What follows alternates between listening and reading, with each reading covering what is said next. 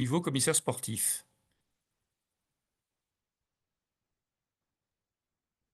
Ça fonctionne. Bon, et pour les questions, ben, je vais bien être embêté.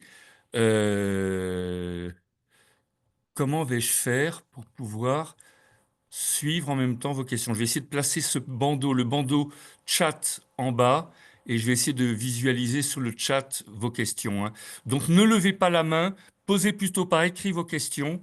Et ce qui m'étonne, c'est que quand j'ai fait un webinaire récemment où le rôle que tu joues, Michel, était occupé par Olivier Lété, un autre commissaire sportif régional, il arrivait à me prévenir que des gens avaient levé la main.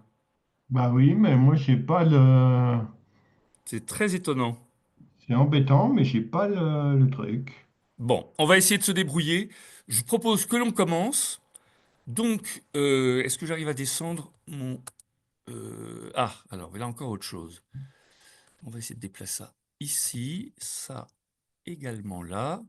Oula. Euh, voilà. Et voilà. Donc, j'arrive à descendre mon support, c'est déjà ça. Voici le sommaire. Que donc on va aborder ensemble. On se donne à peu près 1h15, 1h30 hein, pour essayer de boucler tout ce que j'ai à vous dire. Donc je voudrais, bien sûr, on parlera du code sportif et on va peut-être même l'ouvrir, mais l'idée n'est pas de le parcourir en détail, mais plutôt de voir les points singuliers.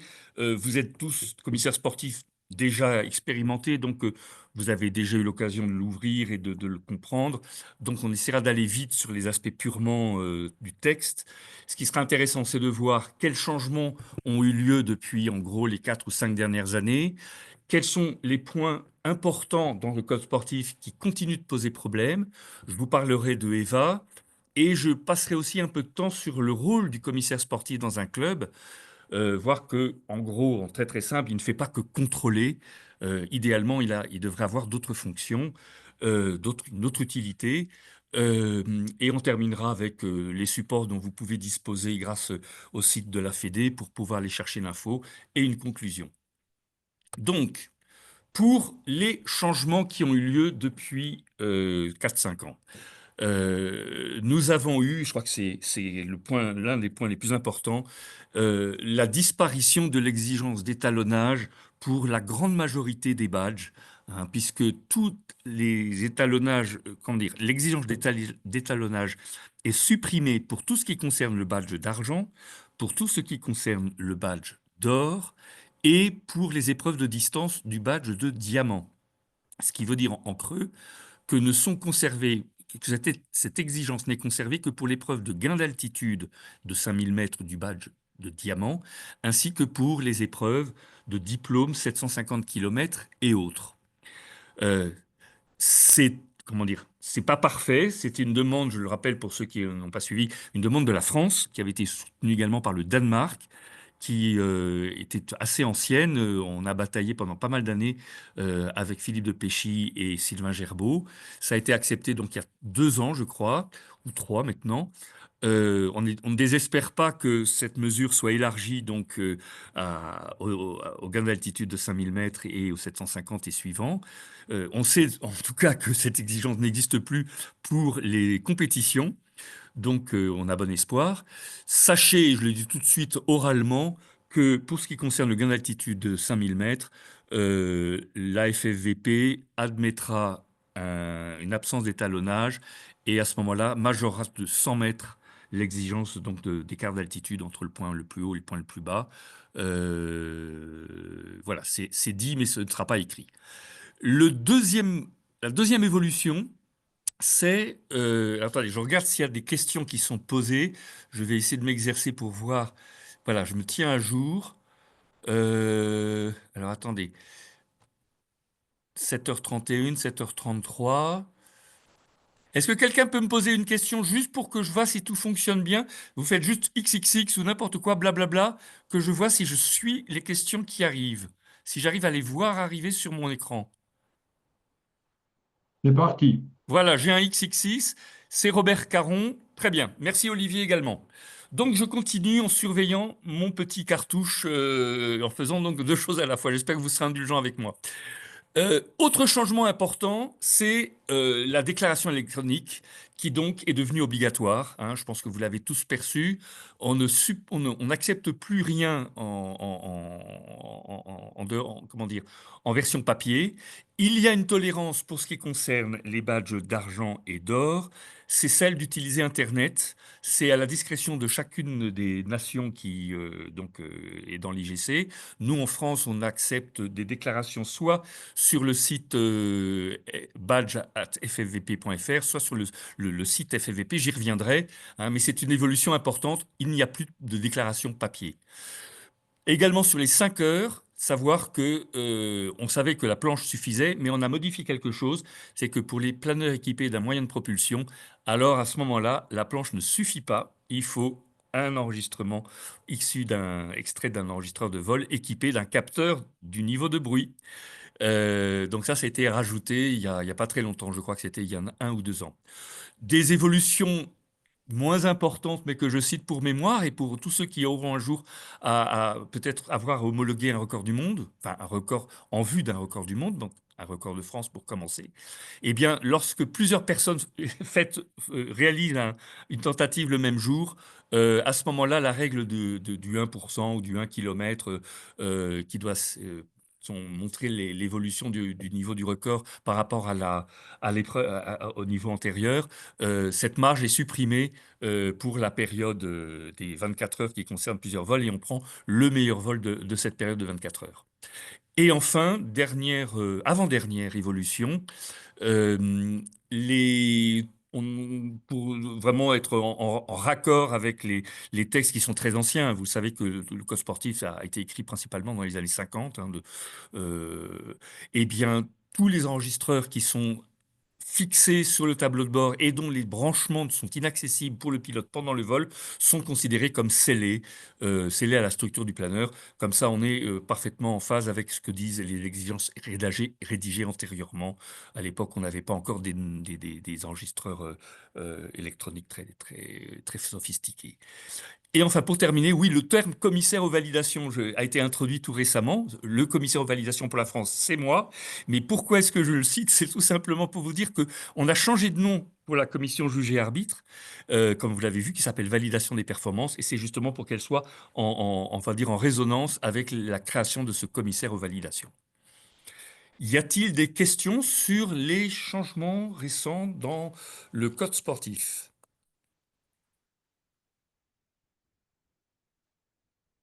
Alors à ce moment-là, je vais avancer un petit peu.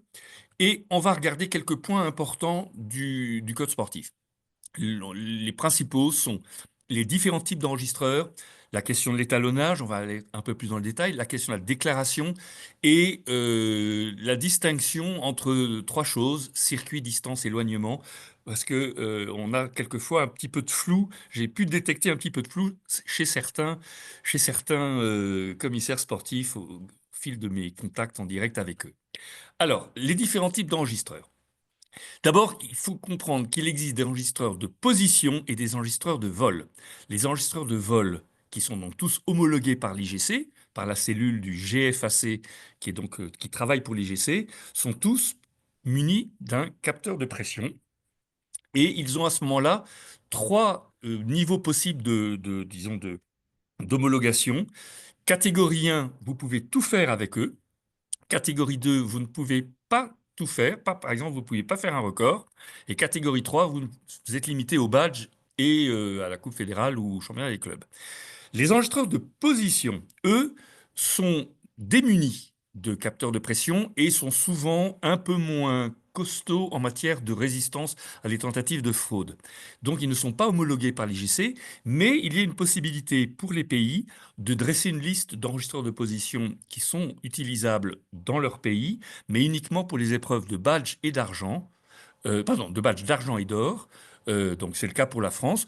On est en train d'ailleurs de travailler à la mise à jour de cette liste. Sachez en gros que on y retrouve le LK8000 et surtout le XSOR qui sont très utilisés dans les clubs, ainsi que les flammes. Pour les flammes, juste une précision, il y a des flammes qui sont IGC et d'autres qui ne sont pas IGC. Donc regardez bien la distinction lorsque vous les utilisez dans vos clubs. Donc, si on prend, alors je regarde s'il y a des questions. Parce que je vois que ça bouge là.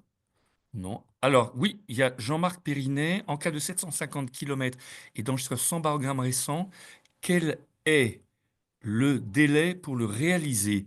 Alors, oui, bon, je peux vous le dire, je réponds dès maintenant.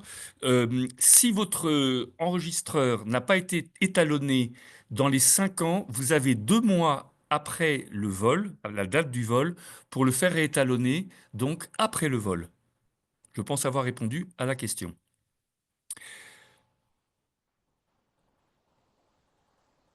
Donc, si on regarde la question des enregistreurs sous un autre angle, dans cette matrice, on peut dire que quand vous travaillez sur une épreuve de badge d'argent et d'or, ou bien que vous faites un vol pour WeGlide, Coupe fédérale, ou pour le championnat des clubs, vous pouvez utiliser tous les enregistreurs possibles de vol ou enregistreur de position.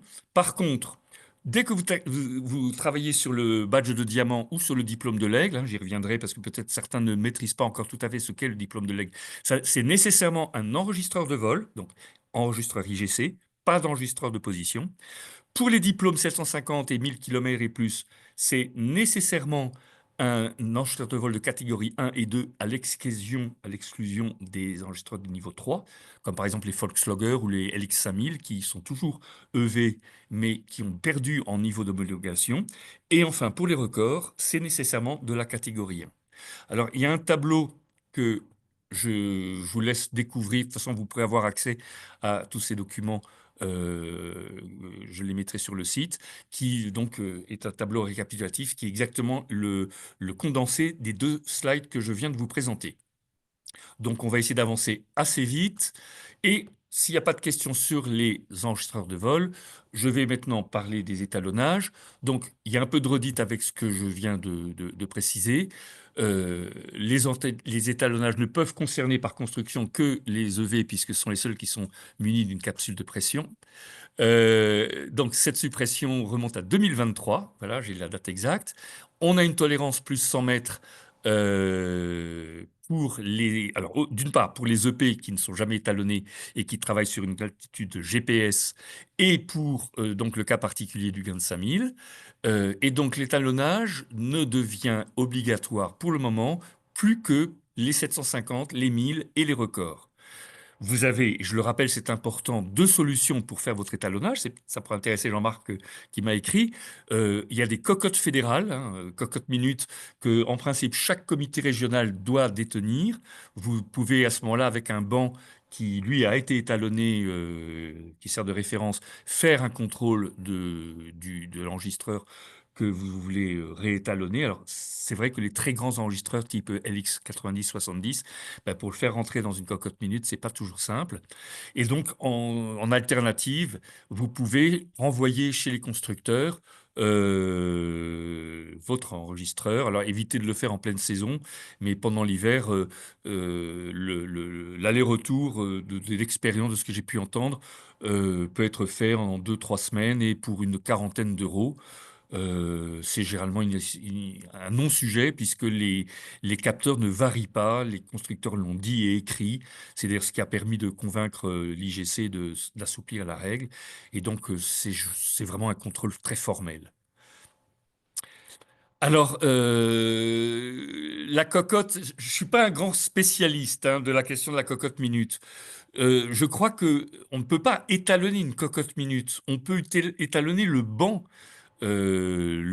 qui sert de référence au test sur une cocotte minute, mais je n'ai pas, ou bien j'ai mal compris la question, je crois que les cocottes minutes ne sont pas étalonnées elles-mêmes, hein.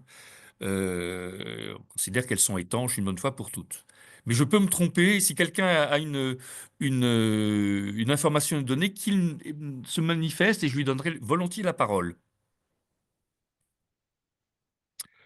Donc, si personne ne se manifeste, on va avancer sur un autre sujet. C'est pour le barreau de la cocotte. D'accord, donc le barreau de la cocotte, eh bien, c'est bien le barreau test, on va dire, le barreau de référence. Et lui, bien sûr, il doit être étalonné régulièrement.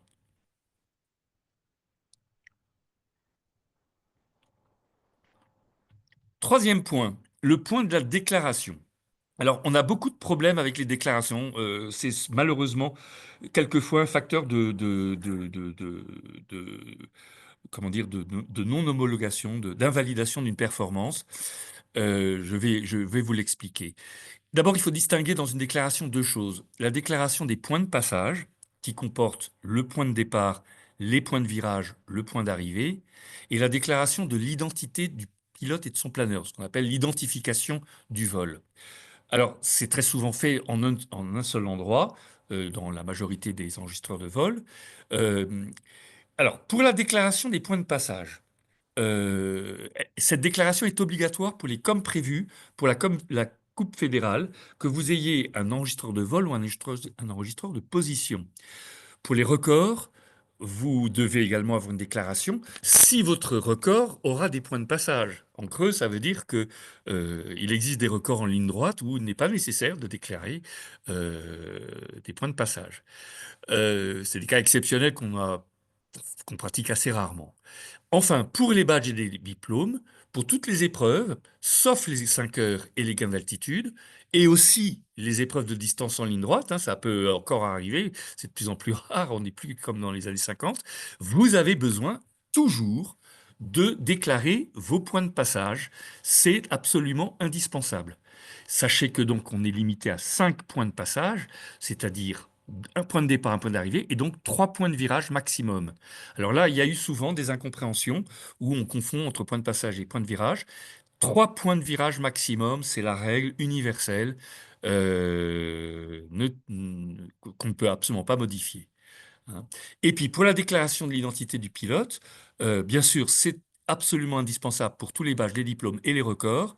Sachant que pour les badges d'argent et d'or, il est possible de faire après le vol, si on s'est rendu compte qu'il y avait une erreur ou un oubli dans l'identification donc du pilote ou de son planeur, on peut faire soit sur un courrier séparé, soit même dans EVA directement dans la rubrique remarques, on peut faire cette correction.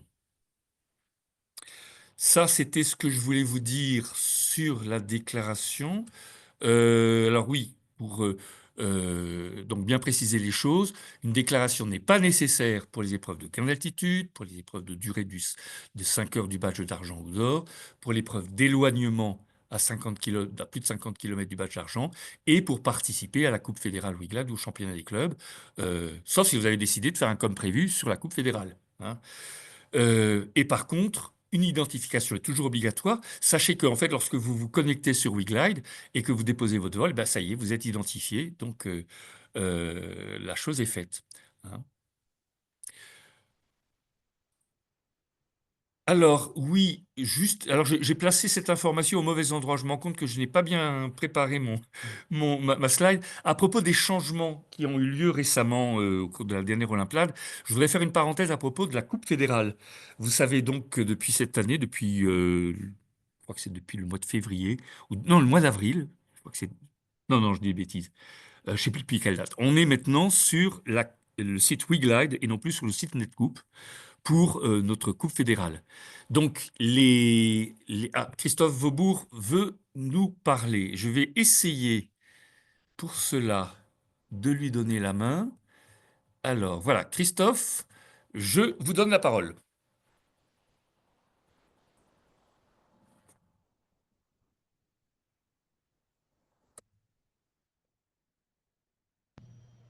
Oui, On ne vous entend pas.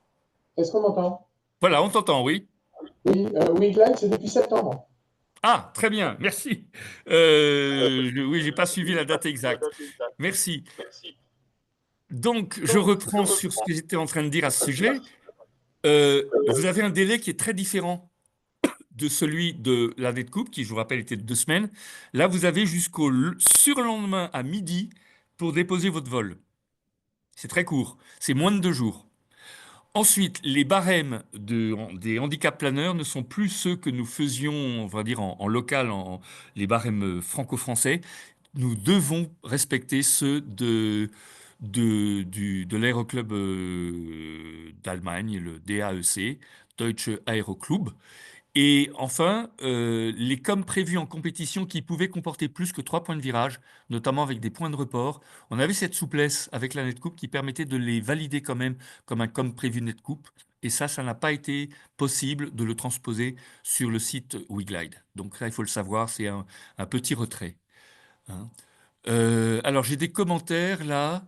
L'identification électronique du passager est-elle obligatoire? Coupe fédérale, record, etc. Alors, c'est une bonne question. Euh, on va essayer de serrer cette question parce qu'il peut y avoir des problèmes. Pour euh, le passager, pour les records, oui, l'identification des passagers est nécessaire. Pour la Coupe fédérale, à ma connaissance, ce n'est pas nécessaire. C'est le pilote commandant de bord qui déclare son vol. Et d'ailleurs, on ne peut faire qu'une seule déclaration pour l'équipage. Il n'y a pas possibilité de déclarer 2 fois le même vol à l'année de coupe. En revanche, là où il faut faire attention, c'est pour les badges et les diplômes. Toutes ces épreuves doivent être effectuées seules à bord. Ce qui ne veut pas dire qu'on n'a pas le droit d'utiliser un biplace, mais à ce moment-là, il faut bien que le commissaire sportif qui va présenter à la validation son vol donc effectué sur un biplace précise bien qu'il n'y avait qu'un seul pilote à bord. Et ça, c'est souvent une source de problème parce qu'on découvre quelquefois qu'il y avait un passager et que le vol a été fait avec un passager, qu'il soit passager sac de sable, non licencié ou autre, ça ne change rien. Le pilote doit être seul à bord. Ça, donc, c'était pour répondre à la question de Jean-Marie Clément. Sébastien Hutas nous dit c'est trop court, les gens ne passent pas leur vie sur Internet, pourquoi ne pas rester à 2 semaines? Eh ben, malheureusement, WeGlide, c'est un site, on va dire, transnational, qui a énormément de pays qui maintenant utilisent le site pour leur coupe fédérale locale, hein. Il y a j'ai plus les noms en tête, mais je crois que la Pologne est présente, la Hollande aussi. Enfin, il y a une bonne demi-douzaine de pilotes de pays qui sont présents là-dessus. Et ils ont repris les règles de l'OLC, qui sont très strictes. Bon, j'ai pas de jugement à donner, c'est effectivement très court, hein. Et une autre question de Jean-Marc Périnet. Sur Wiglide, existe-t-il toujours des contrôles concernant le respect des espaces aériens comme sur la Netcoupe? C'est une bonne question. Je ne sais pas. Je pourrais poser la question là-dessus. Et donc, il y a aussi l'Australie. Nous dit Robert Caron, l'Australie est également sur WeGlide. Christophe Vaubourg voudrait parler. Je vais lui donner la parole tout de suite. On vous écoute. J'espère. Voilà. Ah non. Je sais pas. Est-ce que Christophe Vaubourg, vous pouvez parler, s'il vous plaît?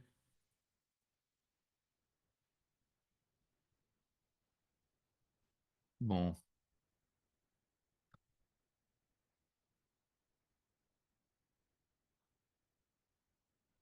Bon, mais je ne sais pas ce qui se passe avec Christophe Vaubourg qu'on n'entend plus.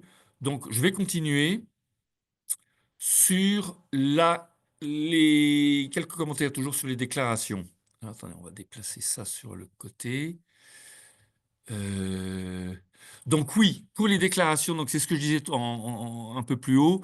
Vous avez donc cette adresse email badge au pluriel @ffvp.fr qui vous permet de déclarer carrément dans les minutes qui précèdent un vol l'épreuve que vous voulez faire. À partir du moment où vous avez déclaré quelque chose, que ce soit sur cette adresse email ou sur le site ffvp.fr, dont vous avez le chemin qui est indiqué plus bas sur la page que je vous présente. Toutes les déclarations qui ont été faites auparavant sur l'outil deviennent caduques. C'est ce qui a été fait en Internet qui prend la main. D'accord? Et donc, je note la question concernant les espaces aériens. Je ne peux pas vous dire ce qu'il en est là-dessus. Euh, je tâcherai de vous revenir ultérieurement quand j'aurai la réponse. Alors, existe-t-il toujours le rôle d'administrateur par club sur Wiglag comme ça, et du coup, comment contrôler les vols? C'est une très bonne question et là aussi, on a été obligé de se battre avec les gérants de Wiglide. Euh, En fait, le contrôle est totalement centralisé et entièrement automatisé, hein. C'est pas tout à fait la même approche que ce que faisait Frédéric Fuchs et son associé, et puis on va dire les commissaires nationaux qui travaillaient avec lui. Et c'est vrai que les commissaires sportifs avaient un rôle en local très important, assez important sur la Netcoupe. Ceci n'existe plus, malheureusement, c'est mon opinion, en ce qui concerne WeGlide. Mais cependant, vous avez un accès direct, comment dire, vous avez la possibilité de leur écrire. Il faudra que je vous donne l'adresse exacte qui permet au commissaire sportif français de poser une question, de faire une remarque ou d'apporter une information complémentaire. Donc, on a obtenu une sorte de traitement de faveur sur ce plan, mais ce n'est pas du tout le rôle qui existait antérieurement comme sur la Netcoupe. Donc j'en ai terminé, je pense, avec les déclarations. On va juste parler maintenant de circuit et de la nuance entre circuit, distance et éloignement. Alors on va traiter d'abord l'éloignement parce que c'est quelque chose que beaucoup de gens n'ont plus tellement en mémoire. Euh, L'épreuve des 50 km ne demande pas de faire une distance de 50 km, mais une distance vers une arrivée située à plus de 50 km en ligne droite à la fois du largage et du début du roulage avant le décollage. Donc c'est important de l'avoir en tête parce que il arrive de temps en temps que quelqu'un présente le vol réalisé par un jeune pilote qui, par exemple, est allé faire un point de virage 27 km à l'est du terrain et ensuite un autre point de virage 27 km à l'ouest. Donc, il aura effectivement, s'il rejoint les deux points de virage opposés, fait au moins 54 km rien que sur cette branche. Et pourtant, il ne se sera pas éloigné à plus de 50 km du point de largage ou début de roulage. Et donc, à ce titre, il n'a pas fait son éloignement et donc il n'est pas homologable au titre donc de l'éloignement du badge d'argent. Il faut le savoir. euh, et je crois qu'on a été nombreux à un peu oublier cette subtilité du code sportif. Et il y en a une autre d'ailleurs qui est spécifique au badge d'argent, et je vais un peu vous aider, spécifique également à l'épreuve d'éloignement. Est-ce que quelqu'un a envie de nous le signaler s'il le sait par la partie discussion ou bien en levant la main? C'est pas très très dur pour celui qui a lu le code sportif et qui l'a bien potassé. C'est Donc je ne vois personne qui bouge. Donc je vais vous répondre. En fait, l'épreuve d'éloignement est la seule épreuve pour laquelle il est écrit noir sur blanc que le pilote ne doit bénéficier d'aucune aide externe. Donc voilà, sachez-le. C'est un peu, encore une fois, une spécificité de cette épreuve du badge d'argent. Alors, pour ce qui concerne maintenant la nuance entre circuit et distance. C'est un classique. On sait je pense qu'il a dû arriver à beaucoup d'entre vous de se mélanger un jour ou un autre les pinceaux entre les deux. Donc, on va bien préciser les choses. Un circuit, tout comme une distance, ne peut pas comporter plus que 3 points de virage. On est d'accord. En plus, pour le circuit, il y a une ligne de départ et d'arrivée qui fait 1000 mètres de longueur, c'est-à-dire 500 mètres de part et d'autre d'un point de référence. Et de plus, ce point de référence est le même, c'est-à-dire que la ligne de départ et de l'arrivée sont positionnés sur le même point. Le départ et l'arrivée sont au même endroit, c'est donc bien un circuit fermé. Alors que, parallèlement, et c'est la partie droite du tableau, le départ sur une distance, vous avez le choix entre le lieu du largage ou de l'arrêt moteur ou le passage d'une ligne déclarée avant le vol. Et ça, vous pouvez faire ce choix entre l'un ou l'autre après le vol. Et puis l'arrivée, alors là, c'est très très souple et il faut surtout ne pas hésiter à s'en servir. Vous avez le choix entre une ligne d'arrivée, si vous l'avez déclarée, le point d'atterrissage où vous êtes posé, ou même une vache virtuelle que vous avez un point que vous avez survolé avant de faire demi-tour pour vous poser sur un aérodrome décollable. Et ça, vous pouvez le choisir après le vol. Donc c'est très souple. Euh, et bien sûr, il n'y a pas de contrainte sur l'aspect circuit fermé. Vous vous posez où vous voulez. Ça peut être en fait, une distance, c'est une ligne brisée avec 4 segments. dont les segments intermédiaires doivent avoir été définis auparavant.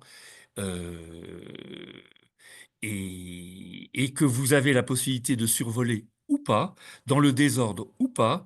Donc c'est très souple, mais si vous les utilisez, vous devez les avoir déclarés auparavant. Autre nuance, le circuit ne peut être qu'un aller-retour ou un triangle, alors que la distance peut être un aller-retour, un triangle, un quadrilatère, un yo-yo, c'est-à-dire un double aller-retour, un papillon, voire, ce que je vous disais à l'instant, une simple ligne brisée avec 3 points de virage à l'intérieur. Une ligne brisée de 4 segments, hein, j'aurais pu préciser cela. Euh, Enfin, il n'y a plus d'exigence, hein, j'aurais pu écrire le mot plus plutôt que pas, plus d'exigence de longueur minimum de branche, ce qui le distingue bien, le circuit pour les badges et les diplômes, le distingue bien des records, où là, il existe toujours des exigences de distance, de taille minimum de chacun des segments. De mémoire, c'est 28% pour les triangles et ça passe à 25% selon la longueur du circuit. Je veux dire que j'ai plus tout à fait les choses en tête, mais il existe encore cette exigence. Voilà, là, je vous ai à peu près tout dit. Vous avez sur le code sportif, je vais juste faire une petite parenthèse là-dessus en arrêtant de partager arrêter le partage et on va juste regarder le code sportif une seconde. Donc, je vais repartager cette fois-ci avec où est-ce qu'il est? Ah ben, je l'ai peut-être pas ouvert, donc je vais l'ouvrir. Le code sportif. Il y a une page du code sportif qui va bien vous aider. Donc là, je repartage. J'essaye du moins. Où est-ce qu'il est?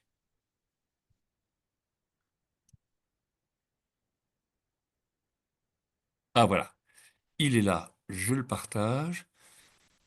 Vous voyez bien le... Ouais, par contre, j'ai perdu le chat. Oh là là, c'est compliqué tout ça. Euh, c'est- Voilà. Donc je vois d'ailleurs qu'il y a des remarques supplémentaires qui ont... Ça manque de cohérence pour les circuits. Il faudrait que vous m'expliquiez, monsieur Gauthier, Birrière, ce que vous voulez savoir, parce que là, je ne comprends pas la question. Oui, alors par contre, Jean-Paul Échivard pose la question, si le circuit est en aller-retour ou en triangle, ça ne fait que 2 points maximum. Bonne remarque, mais pas que. Parce que si vous faites un triangle avec un départ sur branche, eh ben vous aurez à mentionner les 3 arrêts, les 3 sommets, les 3 arrêts du triangle. Et donc, vous aurez bien 3 points de virage et ce sera quand même un triangle. Donc, il est possible d'avoir à déclarer 3 points. C'est un cas particulier, mais c'est prévu par le code sportif. Ensuite, triangle et aller-autour, ça fait maximum. Oui, et donc pas 3. Ben oui, c'est ce que je viens de dire à l'instant, donc on ne va pas y revenir. Je crois que ça devrait être clair pour tout le monde. Donc, je reviens sur ce que je voulais vous montrer. Sur le code sportif, bon, il y a toutes les définitions au départ, vous voyez, que je vous recommande de lire une fois de temps en temps pour bien fixer les questions de vocabulaire. Et ensuite, si on va sur la partie, voilà, cette page composite qui est assez touffue, la 1.4.4 en page 11 récapitule tout ce que vous devez savoir pour les départs possibles, les arrivées possibles, pour tous les types de performances. Donc c'est très large, hein. Et donc la ligne brisée, l'aller-retour, pour donc si ça concerne un badge ou un record, c'est très complet et donc vous avez une vision globale de ce qui est possible de faire et pas seulement pour les badges, puisqu'en fait les badges ne comportent que des types d'épreuves très réduites, hein. C'est soit un circuit, soit une distance. Et donc, euh, certains des items qui sont présentés dans ce tableau ne concernent que les records. Mais regardez ce tableau, vous aurez beaucoup d'informations, et notamment avec les précisions qui sont en bas de page. Donc ça, c'est un tableau très intéressant. Et vous voyez d'ailleurs que la dernière remarque, c'est justement les 50 km du minimum d'éloignement dont je parlais tout à l'heure. Voilà, donc je reviens à mon support de présentation, arrêter le partage et je reviens maintenant sur... où est-il?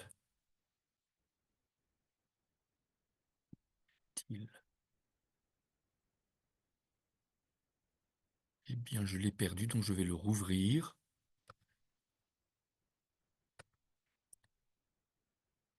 Voilà. Est-ce que... euh,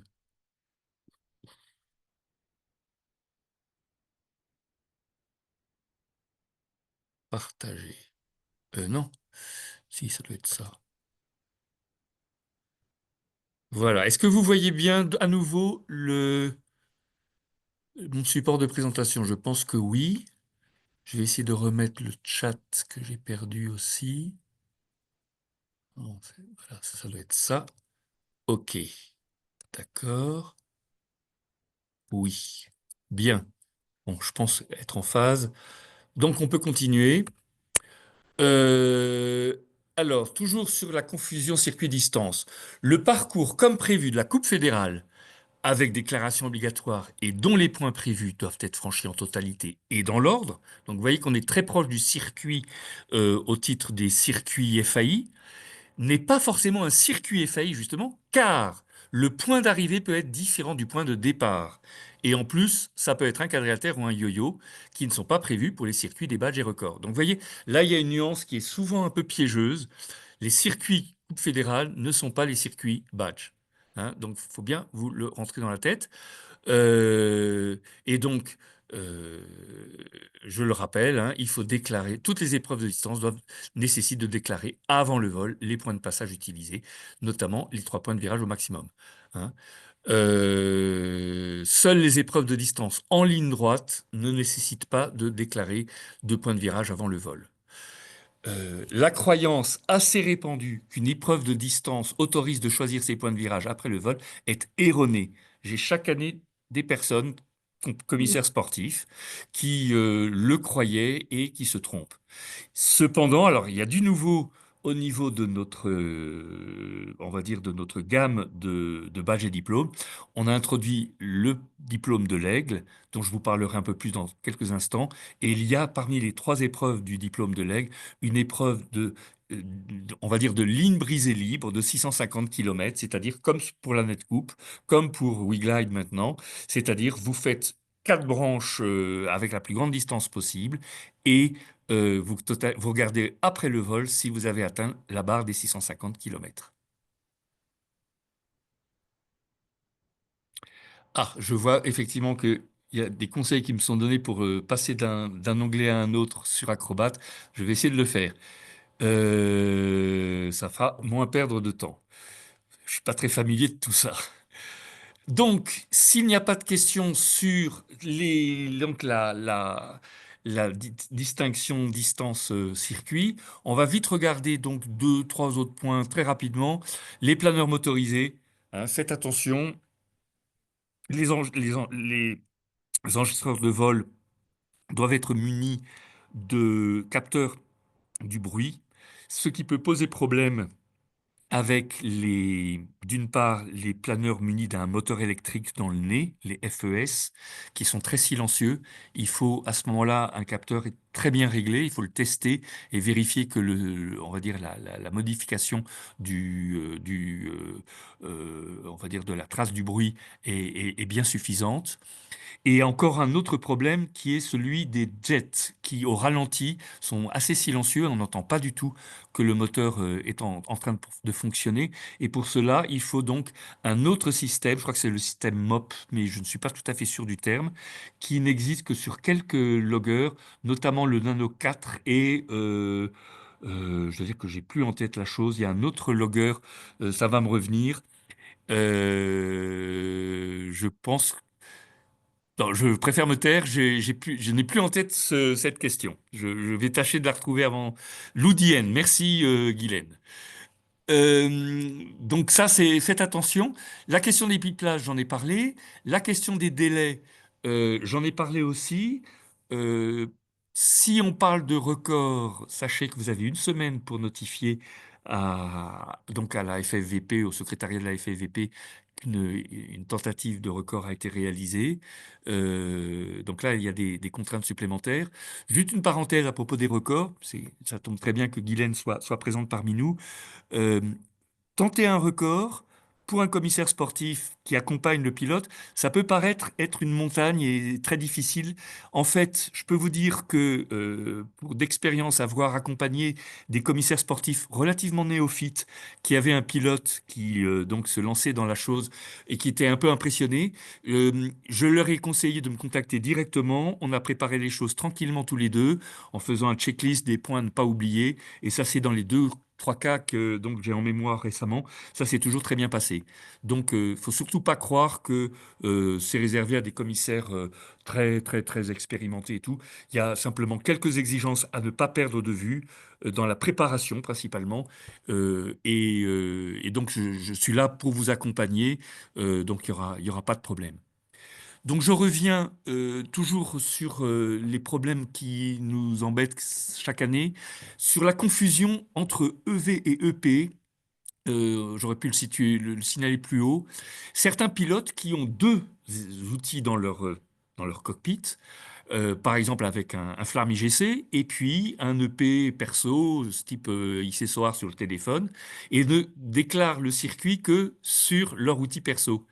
Eh ben, il faut savoir que cet outil, s'il n'est pas IGC, s'il ne correspond pas aux exigences du code sportif, ne leur permettront pas d'homologuer tout ce qu'ils voulaient faire homologuer. Donc, il faut bien garder en tête que c'est le maillon le plus faible qui primera, malheureusement, et que s'ils veulent faire tout bien, il faut qu'ils utilisent les déclarations, qu'ils les mettent sur l'enregistreur de vol IGC et pas ailleurs. Donc, c'est un grand classique qu'on relève plusieurs fois par an. Voilà avec les points que je voulais vous signaler. Là, je vais juste vous présenter très rapidement quelques cinq ou six cas Alors attendez, je vais juste lire ce que quelqu'un... Oui, d'accord, ça c'est bon. Je ne peux pas faire 50 000 choses à la fois. Donc oui, quelques 5 ou 6 cas on va dire, de situations typiques où le commissaire peut avoir une analyse qui est pas toujours la bonne. Donc par exemple, premier cas, je me suis vaché sur la dernière branche de mon vol en arrivée. Ma tentative de 500 km pour le badge de diamant est fichue. Ben non, pas nécessairement. C'est ce que je disais tout à l'heure. Tout dépend de la distance parcourue sur la dernière branche. Et si la vache a eu lieu, si le pilote s'est vaché pas loin de l'arrivée, et qu'il n'est pas embêté par la question comment dire, des écarts d'altitude entre point de référence du départ et point de référence de l'arrivée, eh ben on peut rattraper une épreuve, même s'il n'a pas franchi la ligne qu'il avait déclarée, puisque c'est une distance, comme je l'ai signalé plus loin, antérieurement. Autre cas, j'ai déclaré un parcours de 301 km et demi pour la Coupe fédérale Winglat, qu'il a accepté comme prévu. Pourtant, la validation de l'épreuve du circuit de 300 km pour le badge de diamant a été refusée. Je ne comprends pas. Ben, il peut y avoir pas mal de raisons qui font que ce qui était accepté sur Wiglide ne l'est pas pour une épreuve de circuit de badge. L'enregistreur est un EP et non pas un EV. Le point d'arrivée est différent du point de départ. Le circuit est un quadrilatère ou un yo-yo. Donc, vous voyez, c'est ces petites choses-là qu'il faut garder en mémoire. Cas numéro 3. Je me suis posé sur l'aérodrome qui correspond à l'arrivée de mon circuit. Pourtant, la Coupe fédérale Wiggler refuse de le qualifier en comme prévu. Pourquoi? Les règles de la Coupe fédérale pour les parcours comme prévu sont celles du code sportif, donc ce sont des circuits. Elles imposent le franchissement d'une ligne d'arrivée prévue dans la déclaration de vol. En fonction de la position exacte de cette ligne, il est possible que le planeur se soit immobilisé dans l'enceinte de l'aérodrome sans avoir franchi la ligne. Et je vais vous montrer un exemple. Pour cela, je vais partager l'écran sur... Alors, est-ce que ça va marcher? Attendez, voilà. Ah, on va arrêter le partage, pardon. Et maintenant, je vais partager sur... Est-ce que ça va marcher? Qu'est-ce qui se passe? Alors, voilà. On va voir si ça marche. Si ça marche pas, on reviendra. Oula, ça démarre bizarrement. Euh... Oulala.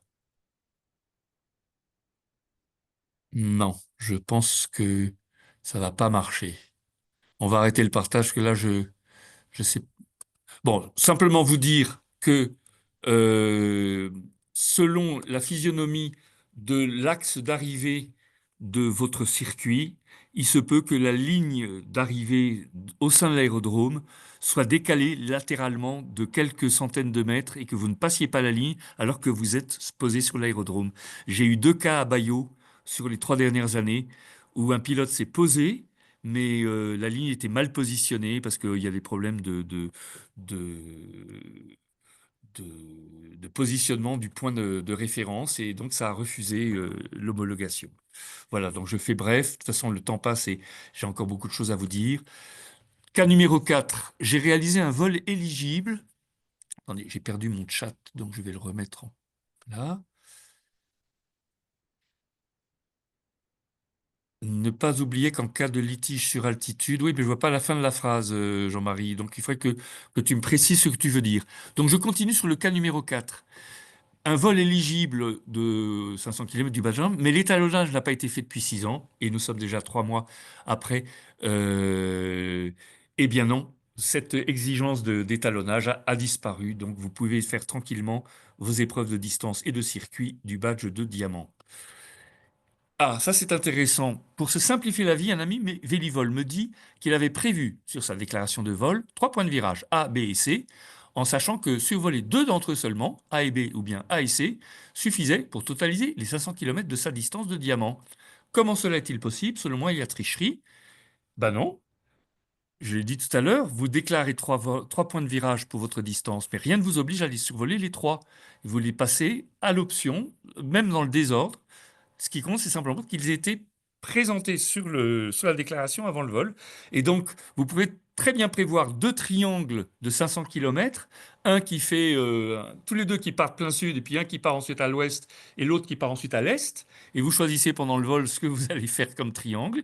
Vous faites 500 km, vous avez survolé 2 points de virage déclarés à l'avance. L'épreuve est homologable. Et je crois qu'il y a encore un cas qui vient. Voilà, j'ai raté la ligne de départ de mon épreuve de distance 300 km pour moins de 200 mètres alors que j'ai tout bien fait. Est-ce qu'on peut rattraper cette erreur? Ben oui, il est également possible de déterminer à l'issue du vol comme point de départ le point de largage ou d'arrêt moteur. Et si les choses s'emboîtent bien, vous aurez de fortes chances d'avoir quand même la distance, surtout si c'est une épreuve de 322 km, vous aurez votre distance de 300 quel que soit le mode de calcul du point de départ. Voilà, donc on va avancer maintenant sur EVA. Très rapidement, hein. Vous vous rappelez que EVA, c'est l'outil fédéral que vous devez utiliser avec son module gestion des badges pour déclarer, pour, comment dire, instruire une demande d'homologation. Vous avez le guide EVA qui est régulièrement mis à jour, que je vous invite à lire si vous avez des difficultés, hein. Tout ça, on y viendra tout à l'heure, c'est disponible sur le site de la Fédé. Bon, alors le module gestion des badges, autant vous le dire, il a été rajouté à un outil qui au départ était un outil comptable pour gérer les licences et leur facturation. Donc, c'est pas toujours idéal. Mais ce qu'il faut retenir, c'est que donc cette demande de validation, il n'y a que les commissaires sportifs qui peuvent la faire. Et d'ailleurs, dans notre rôle central fédéral, nous veillons à ce que seuls les commissaires qui ont fait acte de candidature, dont la candidature a été validée, ont un accès EVA. Et c'est sous cet accès, et uniquement celui-là, que les demandes de validation doivent être renseignées. On a régulièrement des personnes qui le font sous un mot de passe lié à celui d'un secrétaire général ou un président de club. Nous les refuserons systématiquement, car le fait de demander une validation vaut validation de premier niveau par le commissaire sportif qui effectue cette demande. C'est-à-dire que quand vous renseignez EVA, ça veut dire que vous avez tout vérifié et que cette demande vous paraît recevable. Et nous ne faisons qu'un contrôle de deuxième niveau au niveau fédéral. Donc c'est engageant le fait de faire cette saisie EVA. Pensez-y et donc faites-le toujours sous votre matricule, sous votre nom quand vous vous connectez sur EVA. Ça, c'est important. Sachez que vous pouvez consulter sur les 10 dernières années euh, les, les, les épreuves qui concernent votre club et que EVA conserve et archive donc tout ce qui concerne les demandes de badge depuis la création d'EVA. Hein. Enfin, si vous avez des pièces jointes qui paraissent nécessaires pour un vol, par exemple sur un 750, un certificat d'étalonnage, ou sur un biplace, parce que le sujet arrive régulièrement, bah, l'attestation qu'il y avait un seul pilote à bord, pensez à les mettre en pièces jointes. Et puis, j'y viendrai, mais je peux déjà le dire à ce stade, il n'est pas nécessaire de saisir à la main les points de passage à l'onglet 4 si vous avez comment dire, un enregistrement électronique, un fichier électronique du vol où il y avait une déclaration qui était bien saisie et que la signature électronique, bien sûr, est intègre. Voilà pour Eva. Et maintenant, on va prendre un peu de recul sur le rôle du commissaire sportif. C'est la dernière partie de mon intervention. On va être un peu plus qualitatif et un peu s'éloigner du code, si ce n'est qu'au départ, je vais quand même faire quelques rappels. D'abord, vous rappelez que au départ, c'était l'Aéroclub de France qui faisait les validations des épreuves FAI, et puis via le CNFAS, le Conseil national des fédérations aéronautiques et sportives, eh bien, nous avons été désignés comme étant les personnes à la FFVV à l'époque qui pouvaient à faire donc ces homologations d'épreuves FAI, toujours sous l'autorité de l'Aéroclub de France, qui centralisait beaucoup de choses et qui donc petit à petit nous a laissé un peu plus de liberté. Et donc vous voyez, ça c'est la partie gauche du tableau, que la FFVP a bien sûr un lien direct avec l'IGC à plusieurs niveaux. Euh, D'abord via le Sporting Code Committee de l'IGC, qui donc travaille sur l'évolution des textes du code sportif et dont je fais partie depuis pas très longtemps, depuis un peu moins de 2 ans. Donc j'essaie j'y reviendrai dans un instant, de faire un peu bouger les lignes sur les simplifications qu'on pourrait apporter au texte. Et puis, d'autre part, la FFVP a un représentant à l'IGC. Et d'ailleurs, depuis tout récemment, depuis moins de 2 mois, nous avons même un membre, donc, notre représentant est membre du bureau directeur. Il s'agit de Sylvain Gerbeau, donc, et c'est une très bonne nouvelle que nous ayons maintenant une personne qui est vraiment aux instances dirigeantes actives, aux instances exécutives de l'IGC. Donc, c'est une excellente nouvelle et j'espère que ça nous permettra d'être encore plus présents. C'est vrai que la France est une nation vélivole particulièrement importante et donc je pense que c'était très bien que cette évolution soit enfin obtenue. Donc, toujours sur quelques rappels, vous avez ici une vision synoptique de ce que sont les badges d'argent, d'or, de diamant, le diplôme de l'aigle et les diplômes de distance. Hein. C'est à l'échelle, c'est-à-dire que les distances de 50 km que vous voyez en rose pour le badge d'argent, eh ben, c'est une épreuve beaucoup plus courte que l'or du 300 km. Pardon, le 300 km de l'or pour le badge d'or, puis ensuite vous avez les 500, les 750. Vous avez les circuits en marron un peu plus bas. Et pour le diplôme de l'aigle dont j'ai un peu parlé tout à l'heure, vous voyez qu'il y a donc 3 épreuves, hein, je le rappelle. La fameuse 650 libre de libre, hein, que je m'amuse à dire, type net coupe, donc maintenant type coupe fédérale plutôt. Le circuit, donc un circuit, hein, je pèse mes mots, de 500 km à réaliser et une vitesse moyenne de 100 km/h minimum sur un circuit d'au moins 300 km. Ça, c'est une nouveauté qui permet donc effectivement de faire prendre conscience de la nécessité de la vitesse sur une épreuve et pas seulement que de la distance au sens strict du terme. Et on a pensé effectivement utile de créer cette diplôme de l'aigle pour avoir une marche qui soit un petit peu moins, comment dire, que la marche qu'il faut franchir pour passer du 500 km distance du diamant aux 750 km distance du diplôme 750, elle est très forte cette marche et très peu de pilotes qui ont le diamant vont tester cette nouvelle épreuve. Donc on a mis quelque chose d'intermédiaire. Et on réfléchit en ce moment à faire quelque chose d'un peu du même genre entre l'argent et l'or, où on ferait un gain d'altitude qui serait intermédiaire entre 1000 mètres et 3000 mètres, et une distance qui soit aussi intermédiaire entre 50 et 300 km. On est en train de réfléchir, on vous donnera sans doute des informations plus précises en cours d'année. Alors, je regarde s'il y a de nouveaux messages. Oui, absolument. Avant Sylvain, il y avait Roland Stuck, mais ça remonte à il y a très longtemps et ça faisait des années que on n'avait plus personne au bureau directeur. Donc, je réponds au commentaire qui a été fait là-dessus. Je continue. Pour donc toujours vous dire la bonne parole en ce qui concerne les missions du commissaire sportif. Hein, donc c'est sa mission principale, c'est de certifier les dossiers d'épreuves de badge FAI, diplôme ou record de France déposés par un pilote. Il est donc un official observer, si on parle anglais. Il est donc le tiers de confiance qui permet d'authentifier de manière incontestable l'obtention d'un niveau de pilotage. Et ça, c'est quelque chose d'opposable partout où vous vous déplacez. Vous brandissez votre diplôme. On sait que ça a été fait dans les règles de l'art et qu'il n'y a pas de contestation possible. Et le commissaire sportif, c'est justement la personne qui permet d'apporter cette authentification incontestable et qui peut donc montrer que le bon enregistreur était bien installé avec le bon, dans le bon planeur, avec le bon pilote. Si tout se faisait en électronique pure et dure, sans la moindre intervention humaine, on pourrait avoir des difficultés à obtenir cette assurance. Donc, je vous l'ai écrit dans les formulaires et les notes, des notes permanentes qui accompagnaient vos candidatures pour la nouvelle Olympiade. Je le rappelle, le commissaire sportif. Attendez, je vais donner la parole à Pascal Lachaise qui voudrait nous dire quelque chose. Alors, il faut déjà que je le trouve. Pascal Lachaise. C'est que vous êtes très nombreux. Alors, un instant. Voilà, Pascal Lachaise, vous avez la parole.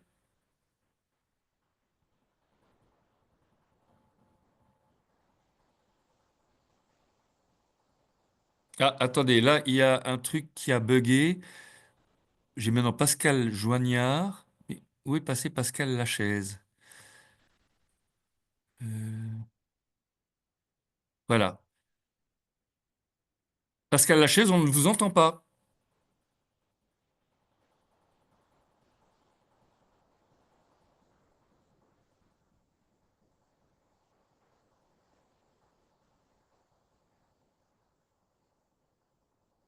Bon, ben, à ce moment-là, Pascal, faites-nous votre demande par le chat et je reprendrai vos termes pour expliquer votre question. Hein. Et donc oui, Jean-Marie Clément nous précise, il a à juste titre que bien sûr, lorsqu'il y a disons, un écart d'altitude entre le point d'arrivée et le point de départ qui est proche des limites, il faut bien recalculer les données en fonction de l'étalonnage du logger, les variations de QNH. Selon l'heure du départ et de l'arrivée, ça c'est bien sûr des questions extrêmement précises. C'est les choses qu'on regarde principalement pour les records. C'est vrai que pour les badges, ça elles se pose en des termes moins cruciaux, je dirais. Hein. Euh, alors, je vous lis aussi de Christophe Vaubourg, deux badges argent et or ont été validés en octobre 2024. Oui, alors oui, il y a du retard. Marie Fave a été submergée, elle le sait. Elle nous a promis de régulariser les choses pour l'Assemblée générale qui a eu lieu il y a une semaine. Je crois qu'elle est encore un petit peu en retard, mais elle est parfaitement consciente de cette question et les choses seront régularisées très prochainement. Donc voici la question de Monsieur Pouillard. Et c'est pas Pascal, c'était Fabrice. C'est pour ça que j'ai peut-être eu du mal. Le circuit de 300 km vaut-il toujours pour la distance 300 du badge d'argent? Alors là, il y a une petite imprécision. Je suppose que la question était, le circuit de 300 km vaut-il toujours pour la distance 300 du badge d'or? Alors oui, qui peut le plus peut le moins. Si vous faites un circuit de 300 km et qu'il est validé pour le badge de diamant, a fortiori, il sera également validé pour la distance de 300 km du badge d'or.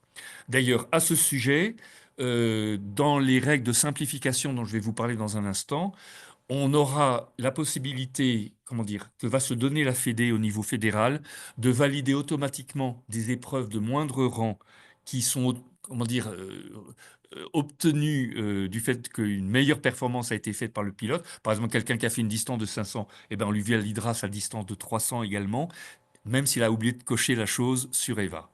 Voilà, j'espère que je suis assez clair. Donc je reviens sur, vous avez eu le temps de le lire pendant que je parlais, les choses que vous demande de veiller à faire en tant que commissaire sportif. Hein, Oh, attendez, là, j'ai fait une erreur de... Oula, qu'est-ce qui se passe? J'ai fait... Qu'est-ce que j'ai fait? On va enlever ça. On va retirer ça.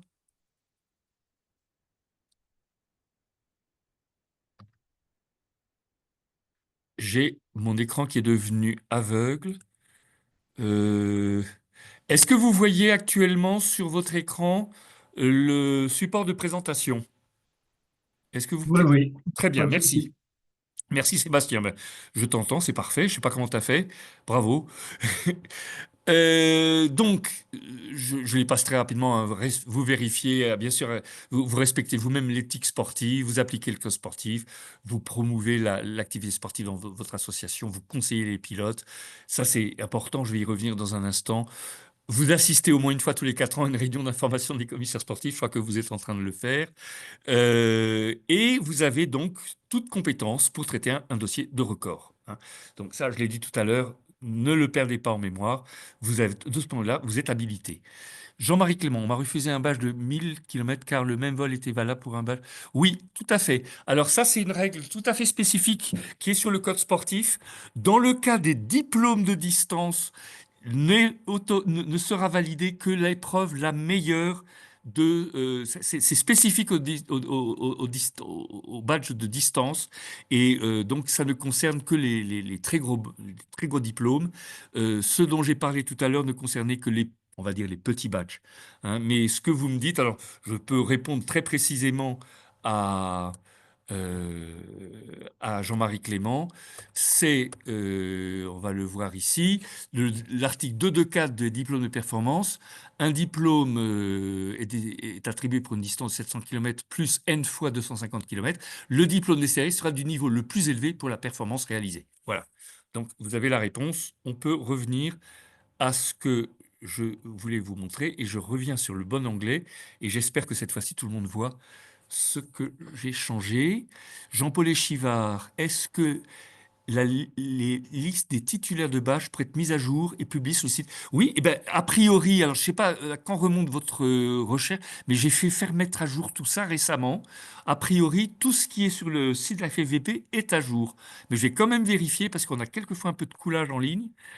C'est pas moi qui gère directement le site, mais a priori, je suis certain que tous les supports au sens document de type guide, support de formation et autres dont on va parler tout à l'heure sont à jour. Pour les tablettes, je vais vérifier, mais j'ai bon espoir. Ensuite, Jean-Marc Périnet nous dit dans Eva, je ne vois que 3 accessions accessibles et pas 10 comme il me semble que tu as dit tout à l'heure. Absolument. Alors, ce que tu dois faire dans ce cas-là, Jean-Marc, c'est sur la barre HTML tout en haut, tu changes l'année disons, qui se trouve sur l'adresse HTML de Eva. Et tu verras que tu peux accéder aux 7 années supplémentaires antérieures comme je l'ai dit. Voilà, si tu as un problème, je t'en parlerai en privé ultérieurement. Donc, ça marche, tant mieux. Je continue sur justement ce que vous pouvez faire et bien faire en tant que commissaire sportif et qui n'est pas que du strict contrôle. Vous avez ce rôle d'expert, ce rôle de conseiller, ce rôle d'animateur que vous pouvez remplir en tant que commissaire sportif et je le dis au sens large parce que ça ne va pas concerner que des épreuves de badge. Qu'est-ce que je veux dire par là? Euh, En tant qu'expert, avant les vols, vous pouvez expliquer les subtilités du code sportif, tout ce que je vous ai montré tout à l'heure pour que les pilotes ne soient pas coincés et n'aient pas une déception lorsqu'ils tentent une épreuve. Et même chose, après les vols, vous pouvez expliquer pourquoi l'homologation ne sera pas franchie, pardon, ne sera pas acceptée. Par exemple, une ligne mal franchie, des choses comme ça. Vous pouvez débriefer les choses pour qu'ils ne refassent pas 2 fois l'erreur et que donc les choses se passent bien le plus vite possible. Euh, donc, bien sûr, vous pouvez le faire en vis-à-vis avec votre pilote, mais vous pouvez les réunir, faire une prise de parole lors d'un briefing où il y a plusieurs pilotes qui vont tenter une épreuve, faire une boucle WhatsApp, envoyer des courriels au groupe de pilotes qui sont sur la brèche sur ce sujet. Tout cela, vous pourrez le voir dans le kit de formation que je vous présenterai dans quelques minutes. Vous êtes donc une personne ressource dans le club. Vous apportez des réponses à beaucoup de questions que les gens se posent, et pas uniquement sur les badges, sur les records, bien sûr, mais également sur WeGlide, éventuellement sur la Coupe Jacques Gomy, sur le championnat des clubs, qui utilisent, dans certains cas, soit partiellement le code sportif, soit dont une composante contient des éléments de badge et de diplôme. Par exemple, pour la Coupe Jacques Gomy, les badges et les diplômes rapportent beaucoup de points et donc font partie du décompte. Donc vous êtes, de ce point de vue-là, un pédagogue qui explique comment les choses se positionnent et comment un pilote peut essayer d'optimiser sa journée en termes de progression. Bon, ça c'est pour me permettre de reprendre mon souffle. Avant d'aller sur le, le rôle de conseiller que vous pouvez jouer, vous prenez l'initiative en fait pour aider vos pilotes, pour les aider à préparer les épreuves qu'ils pourraient à pouvoir faire en fonction des conditions du jour, du type de planeur qu'ils vont utiliser et notamment de l'enregistreur qui est embarqué dedans. Ça va pouvoir permettre de faire des arbitrages ou des choix, soit d'épreuves, soit d'affectation de machines. Mais tout ça, vous pouvez l'anticiper. Bien sûr, dans ce qui concerne la sempiternelle question des déclarations de vol, voir comment l'identification du pilote peut être bien traitée, notamment pour les badges de diamant et les diplômes, en préparant cela à l'avance en fonction du type d'enregistreur. Savoir si c'est au niveau du profil qu'il faut changer quelque chose ou si c'est simplement au niveau de la déclaration de vol. Les logos ne fonctionnent pas tous pareil. Le X9000, par exemple, c'est au niveau du profil qu'il faut intervenir. Donc tout ça, c'est vous qui apportez ce savoir-faire qui permet de débloquer les choses qui quelquefois coincent bêtement sur simplement des questions de pratique. Là encore, je reprends mon souffle. Et vous êtes un animateur lors des briefings. Ça, c'est très important. Vous devez, je vous recommande de l'être en étroite collaboration, en étroite communication avec les instructeurs. Euh, Vous pouvez, par exemple, auprès des instructeurs et notamment du chef pilote, voir quelle est la progression que les pilotes qui commencent donc la campagne et qui commencent donc leur progression performance, comment ils ont évolué, quels sont les objectifs qu'on peut leur fixer. Et là, vous êtes vraiment une personne qui voit les choses et vous êtes une source de propositions, tout simplement. Et vous pouvez tenir informé donc les cadres du club, principalement les instructeurs, mais également les dirigeants, de tout ce qui est réalisé en matière de badge et autres dans votre club. Alors, je ne sais pas si on arrive à voir ce qui est écrit en bas. Ah ben, oui, j'ai l'impression qu'on ne voit pas bien. Oui, c'est... Bon, bref. Euh, et donc, pour cela, même hors saison, pendant l'hiver, faites des présentations en invitant tous les clubs à venir écouter comment toutes ces choses-là permettent de bien préparer les choses et d'être prêt le jour venu.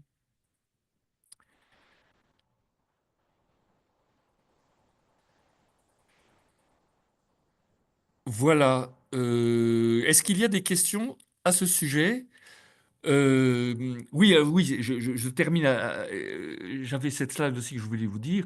Il faut bien penser à valoriser les résultats effectués par vos pilotes.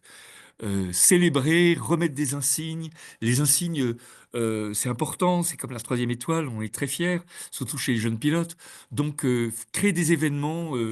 Il y a l'Assemblée générale qui permet de regrouper beaucoup de monde, mais on peut faire aussi en fin d'année, sans attendre les AG qui ont lieu souvent en plein hiver, en février-mars, d'autres moyens de célébrer tout ce qui a été réalisé et avec un délai plus bref. Hein. Justement, à ce sujet, juste une parenthèse, euh, le planeur est un sport individuel.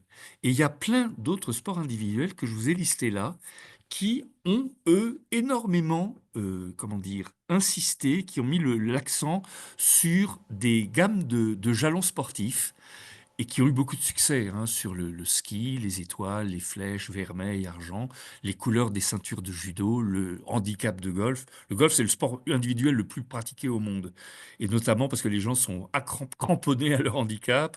Le tennis, avec tous les systèmes de classement, l'équitation. Tout cela, c'est notamment grâce à un système de jalons sportifs bien ficelé qui permet de maintenir l'intérêt du pratiquant. C'est ce que je dis dans cette slide-là. Et donc, je pense que les badges font partie des outils de motivation et donc de progression qui donc devraient être dans la panoplie des dirigeants et des instructeurs grâce à l'aide du commissaire sportif qui propose des objectifs successifs, euh, qui permet grâce à cela l'émulation, le dépassement de soi, et éventuellement d'ailleurs la détection de futurs nouveaux talents. Je vous dis cela parce que notre directrice technique nationale nous a récemment fait une présentation sur un projet qu'elle porte qui s'appelle la Planeur Academy, c'est-à-dire des moyens de détection des jeunes et des moins jeunes, parce qu'elle s'apportera également sur les moins de 35 ans qui sont en progression rapide et qu'elle voudrait arriver à identifier pour les inviter ensuite enfin, en les suivant d'un peu plus près, à bénéficier de stages sous l'égide de la FFVP et éventuellement de les faire monter en puissance et qui sait de les intégrer dans les équipes nationales. Et elle a bien cité très explicitement qu'il fallait remettre sur le haut de la pile les systèmes de badge et que c'était l'un des outils qui permettait de détecter ce qui se passe dans les clubs. Donc vous voyez, les badges, je signale également que dans les compétitions de niveau championnat d'Europe, championnat du monde, le fait de détenir un badge est une condition sine qua non pour pouvoir s'inscrire. Donc tout cela permet de remettre un peu les choses dans l'ordre. Les badges, c'est quelque chose d'important pour maintenir la motivation. Donc je lis que Jean-Paul Échivard me confirme que il y a des erreurs ou plutôt que les titulaires des badges s'arrêtent à 2019. Donc là aussi, Oui. on va y remédier. Merci de me le signaler. J'ai pas fini mon travail de mise à jour visiblement. Voilà. Donc sur la fidélisation, je reprends pour dire que promouvoir l'activité badge, c'est d'une certaine manière participer à soutenir l'activité dans un club. Et donc, que vous êtes une personne ressource importante, pas seulement pour les badges, mais pour l'activité en général. Et je dis en creux, hein, à contrario, si un pilote manque complètement d'objectifs et ne sait pas très bien quoi faire de son vol, il risque d'être démotivé, voire même d'être tenté d'abandonner la pratique de notre formidable sport. Donc, pour ce faire, j'ai évoqué le mot simplification, je vais un petit peu le développer. Ce sera sans doute l'avant-dernier aspect de ma présentation. Donc, on a essayé d'introduire beaucoup de choses qui simplifient la vie. J'ai parlé de l'abandon, la suppression des étalonnages, la question des déclarations qui sont beaucoup plus souples maintenant, les enregistreurs de position qui sont acceptés pour les petits badges argent et or, la correction a posteriori d'une erreur d'identification, les saisies simplifiées sur EVA où on peut même écrire sans faire de documents annexes une attestation sur l'identité du planeur du pilote ou le type de planeur. Je pourrais aussi rajouter que on a sensiblement réduit le coût d'achat des insignes et je rappelle que les validations sont désormais totalement gratuites depuis 2024, donc depuis l'an passé. Donc en fait, valider une épreuve de match avec les outils actuels, c'est simple, rapide et peu coûteux. Notamment en comparaison de ce qu'on faisait à l'époque des appareils photo, où il fallait acheter une pellicule, photographier le panneau avec l'immatriculation du planeur à côté, faire figurer au moment du survol du point de virage l'aile du planeur en même temps que le point qu'on survole. Il fallait que ce soit pas trop flou. Ensuite, il fallait développer, ça coûtait de l'argent. Enfin, tout ça, c'est beaucoup plus simple maintenant. Donc, pour terminer, quelques conseils. Attendez, je lis toujours. Oui. Juste une parenthèse. Vous avez des commissaires sportifs régionaux hein, qui sont là pour vous aider donc répondre à des questions compliquées sur lesquelles vous n'êtes pas sûr d'avoir la réponse, parce qu'effectivement, vous êtes à la fois un conseiller, un coach même dans certains cas, et un contrôleur qui vient donner ensuite son verdict. Donc ça peut vous mettre dans une situation quelquefois un peu délicate, en une sorte de conflit d'intérêts. Donc soyez prudent, mais vous avez des ressources, donc le commissaire sportif régional. Vous pouvez écrire dans les remarques de la saisie EVA les états d'âme ou les questions que vous vous posez. On est là pour y répondre. N'hésitez pas à créer donc une communication avec le niveau fédéral de contrôle de deuxième niveau. Et donc, ça vous permettra, à mon avis, d'enrichir énormément votre fonction et éventuellement le bilan d'activité de votre club. Donc, pour terminer, voici les principaux supports que vous pouvez utiliser pour vous permettre de bien faire votre travail de commissaire. Vous avez bien sûr le code sportif et son annexe C, hein, qui sont donc tous dans l'espace du ffvp.fr, espace client, accéder à la base de connaissances. Dans la partie sport, vous allez dans le pilote sportif, et là, vous allez dans les outils des commissaires et des pilotes. Et vous aurez donc tous ces, tous ces documents, notamment également les badges et diplômes FAI pour le vol en planeur. Alors ça, c'est un document un peu ancien et assez lourd. Il pèse 50 ou 60 gigas. Il n'est plus tout à fait à jour parce que j'ai du mal justement à le charger et tout. Mais par contre, il comporte énormément d'informations extrêmement intéressantes à lire et qui, elles, ne changeront pas. Donc, je vous recommande de le lire, hein. Vous avez la formation initiale du commissaire sportif. On a fait un webinaire à ce sujet il y a moins d'un mois. Les différents aspects du rôle du commissaire sportif au sein du club, qui donc développe un peu plus ce que je vous ai dit dans la partie finale de ma présentation. Le guide EVA, le guide de réalisation des badges diplômes FAI, record et coupe fédérale. Je vais vous le montrer en essayant cette fois-ci de partager sans difficulté. Alors on va arrêter le partage.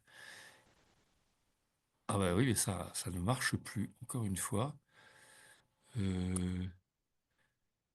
Est-ce que... Je reviens sur Zoom. Non, ben il y a un truc qui va pas là. Je vais revenir sur ma présentation. J'espère que ça va marcher.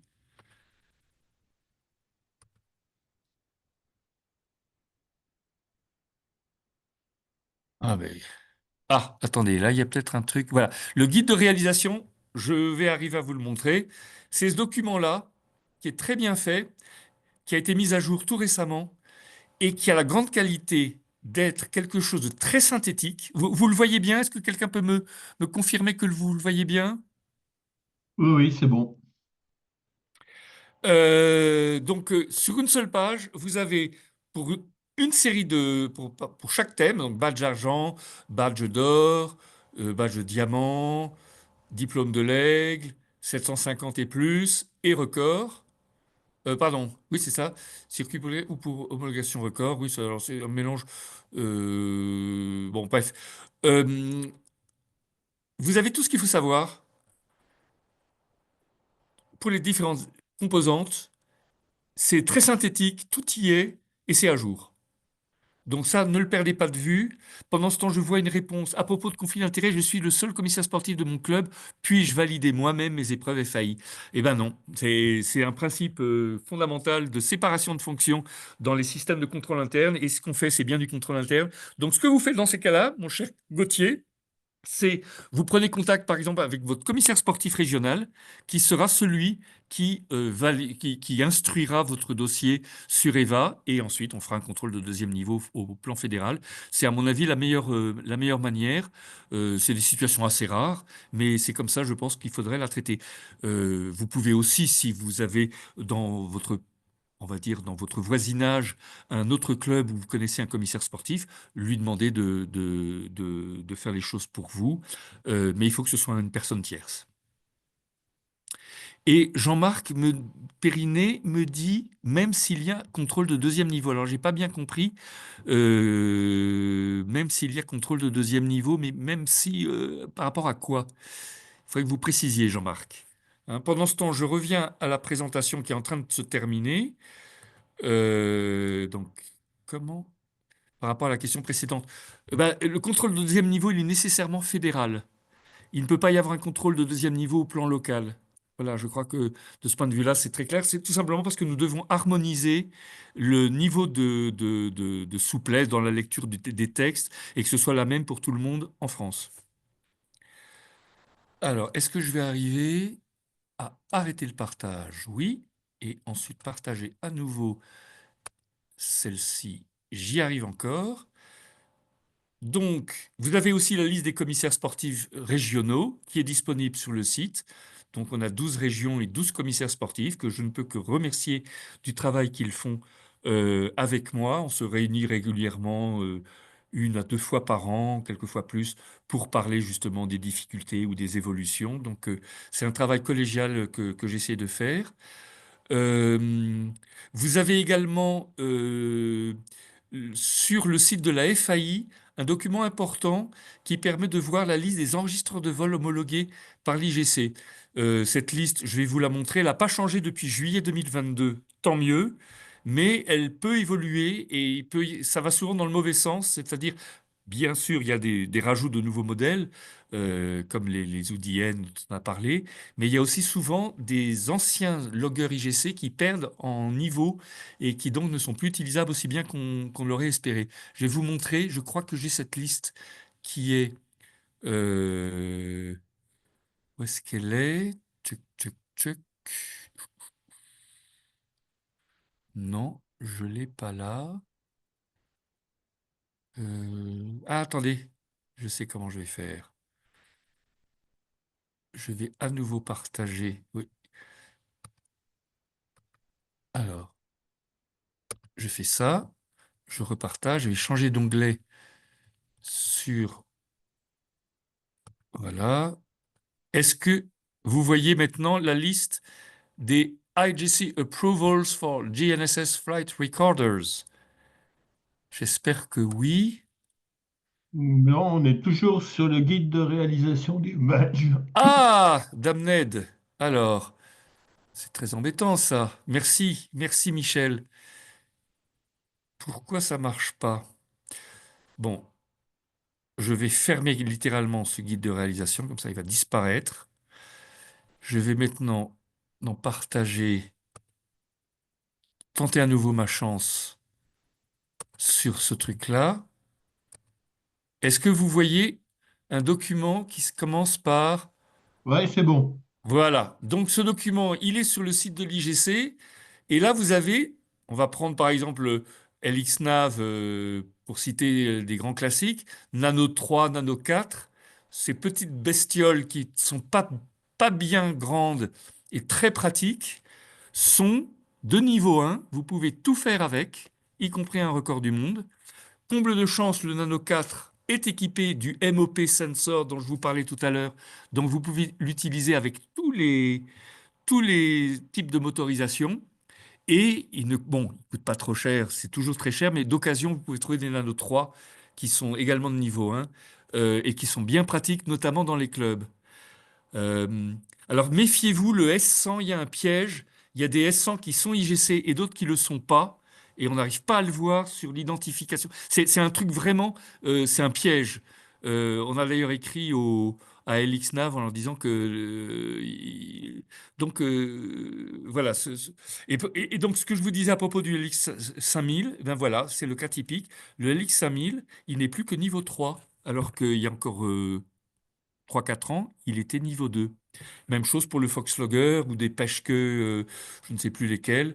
Donc, regardez bien cette table, notamment si vous avez des pilotes qui préparent un 750 ou un record. D'accord?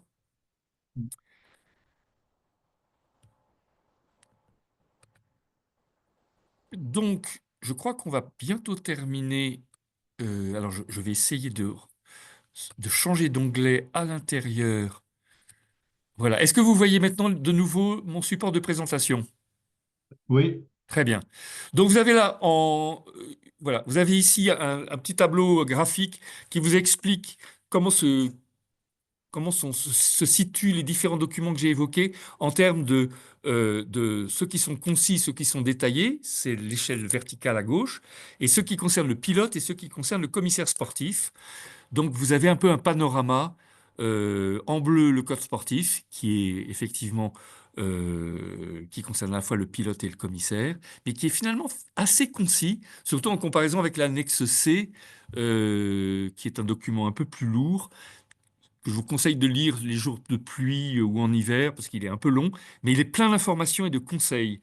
Donc si le sujet vous intéresse, n'hésitez pas, vous allez apprendre beaucoup de choses en le lisant, mais faut prendre son temps.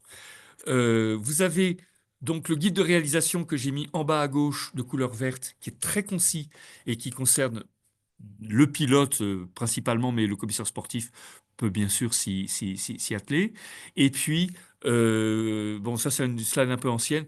J'avais un document qui maintenant a changé de titre, mais que je reprends, qui est disponible sur le site, qui s'appelle Préparez vos vols en maîtrisant les subtilités du code sportif et les moyens de réussir vos épreuves. C'est un peu ce qu'on a vu aujourd'hui sur les principales difficultés du code.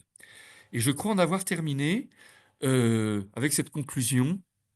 La fonction de commissaire sportif permet au Vélivol, qui décide de s'investir dans celle-ci, de jouer un rôle d'une grande richesse auprès des pilotes de son club. Nous venons d'avoir un aperçu de la variété de ces rôles que vous allez pouvoir jouer, contrôleur certes, doté d'une autorité qui concerne la FAI, hein, mais aussi, je dirais même surtout, expert, conseiller, animateur. Cette richesse est proportionnelle à l'investissement que chacun d'entre vous souhaite réaliser pour accompagner dans leur progression les pilotes de votre club, comprendre si vous restez passif à attendre que les demandes de validation tombent toutes seules, vous risquez d'être peu sollicité. En revanche, si vous vous comportez de manière proactive dans les différents rôles cités plus haut, vous susciterez l'intérêt puis l'adhésion des pilotes de votre club et réussirez ainsi à faire rayonner davantage l'activité vol à voile de nos clubs. Voilà. Alors, je vois encore des questions. Cela peut être précisé. Devons-nous refaire une demande pour rester commissaire sur la nouvelle Olympiade? Alors, Yann Vignol, je vais regarder dans la liste des commissaires sportifs si vous êtes toujours parmi nous. Je regarde. Vous êtes Yann Vignol. On va regarder ça. Comme ça, je vous répondrai directement.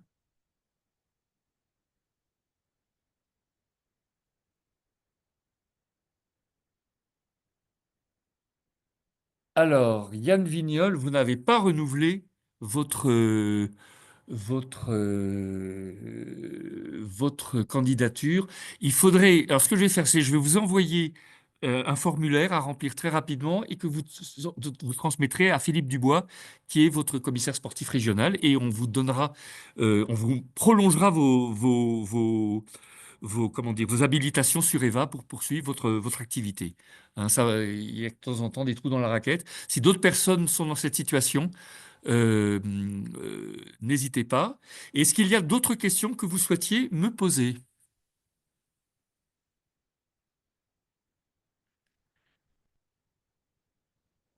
Est-ce que d'autres personnes lèvent la main? Je vais voir aussi. C'est pas facile avec les participants. Alors, il y a Pascal Saquet, non, Jean-Marie Clément qui a levé la main, mais je ne sais pas si c'est récent. Jean-Marie, vous avez la parole. Oui, j'ai fait une demande pas écrite.